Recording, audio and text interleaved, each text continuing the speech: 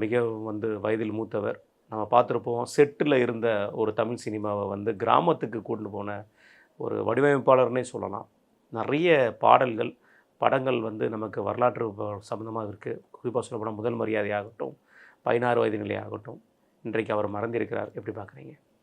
பாரதி ராஜா தான் செட்டுக்குள்ள இருந்த அந்த இத அதாவது எப்பவாவது வெளியில எடுப்பாங்க. ஆனால் செட்டுக்குள்ள இருந்த ஒரு சினிமாவை கிராமங்களுக்கு அழகிய வயல்வெளிகள், அழகிய இடங்களுக்கு நம்மை அந்த கிராமத்துடைய அந்த சுவையோட ஆ. குடுத்தது மண்மனம் மாறாம. மண்மனம் மாறாமல் குடுத்தவர் பாரதி ராஜா. அதுக்கு முன்னாடி இருந்தது. இல்லன்னு நான் சொல்ல முடியாது. நீங்க பழைய தமிழ் படங்கள்லாம் எல்லாமே கிராமம். அதெல்லாம் நம்ம இவரு பாலகிருஷ்ணன் கே.எஸ். கோபாலகிருஷ்ணன். அவரோட உங்களுக்கு கிராமம் இத குடுக்க முடியாது.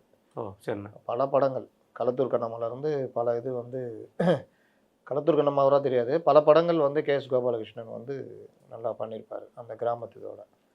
அது மாரி பழைய படங்களும் இருந்தது. அதில பெரும்பாலும் செட்டு போட்டு எடுப்பாங்க. இவரு அந்த இது கலர் படங்களாக மாற்றி பிளாக் அண்ட் ஒயிட்டா இருக்கட்டும், அத வெளியில கொண்டு வந்தது. இன்னொன்னு மண்ணின் மக்களை நடிக்க வச்சது. ம். அது ஒரு அந்த அந்த அந்த மொழியோட கலந்தது. இப்ப மதுரை இப்ப கருத்தம்மாவும், இல்ல பல இது முதல் மரியாதை மத்தெல்லாம் பார்த்தீங்கன்னா, அந்த பாஷை அந்த இது அப்படியே இருக்கும். அப்படியே இருக்கும்.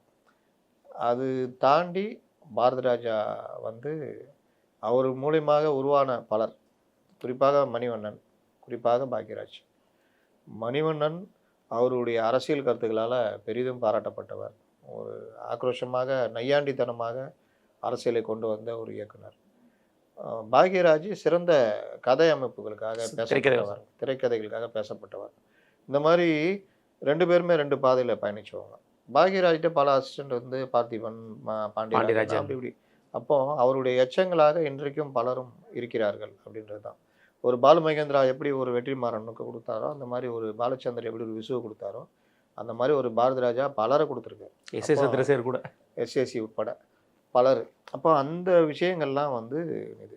இத்தனைக்கும் இவரு எங்கேயாவது போய் படிச்சவரா அப்படின்னு பார்த்தீங்கன்னா, அவர் ஒரு சாதாரண மலேரியா இன்ஸ்பெக்டர்.